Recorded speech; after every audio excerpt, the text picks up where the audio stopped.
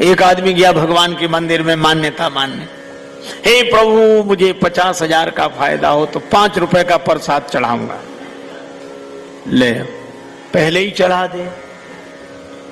बोले पहले नहीं, ना हुआ फायदा तो 5 तो बेकार जाएंगे, जब हो जाएगा तब। संयोग से फायदा हो गया, अब गया प्रसाद चढ़े, सोचने लगा इसमें भगवान ने कराया फायदा क्या, ये तो चांस की बात है। फिर सोचा अगर भगवान ने कराया होगा तो फायदा होगा नहीं, चलो चढ़ा देते।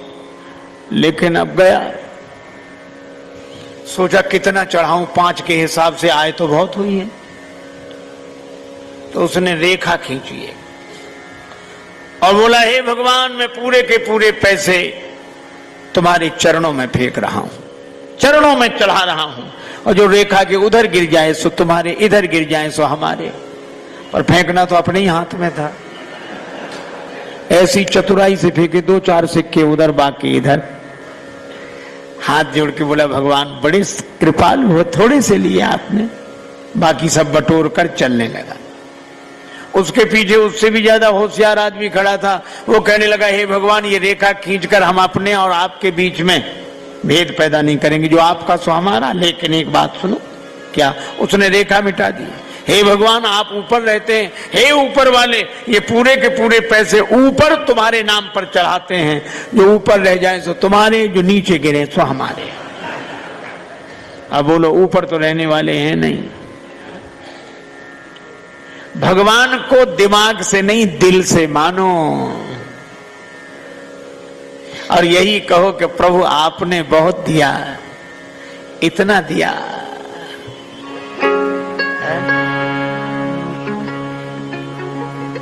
इतना दिया दाता ने मुझको जितनी मेरी औकात नहीं, इतना दिया दाता ने मुझको जितनी मेरी औकात नहीं।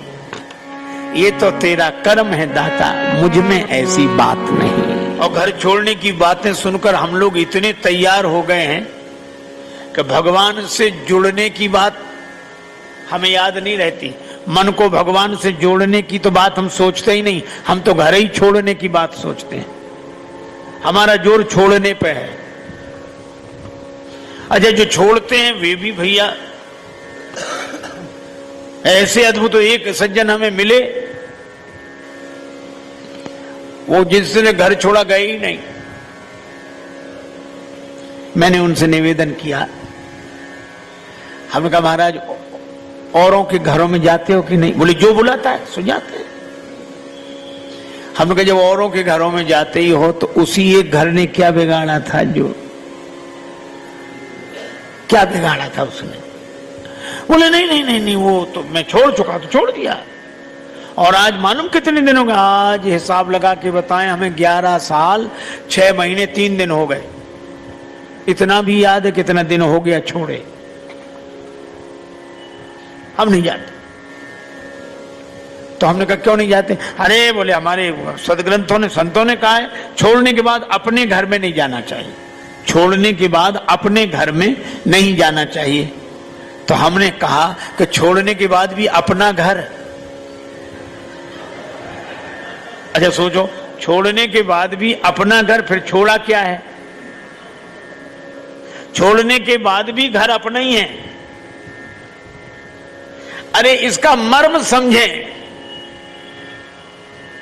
कबीरदास जी ने कहा कबीरा खड़ा बाजार में लिए लुकाठी हाथ, जो घर फूंके अपना चले हमारे साथ। जो घर में आग लगाए हमारे साथ चले, मसाल लिए खड़े हैं।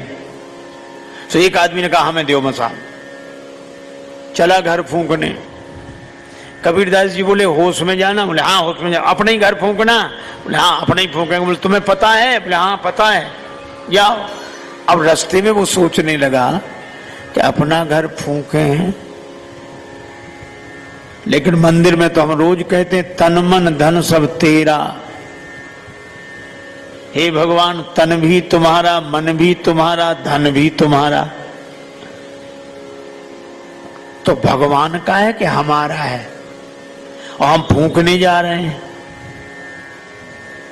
लौटकर बोला कि महाराज समझ में नहीं आता कि भगवान का है कि हमारा, हम फूंकने जा रहे हैं। कबीरदास जी बोले अब तुम समझ गए, यही फूंकना है जिसे तुम अपना मानते हो उसे भगवान का मानने लगो, यही फूंकना है, हमारा नहीं है। अच्छा, फिर एक अजीब बात है, जब हमारा है ही नहीं तो हम त्यागने वाले कौन होते हैं? हमारा हो तब तो छोड़ें, या हमारा है ही नहीं, है ही भगवान का, तो छोड़ने की जरूरत क्या है? बस ये याद बनी रहे कि हमारा नहीं है, भगवान का है। भगवान कहते हैं इसी में कल्याण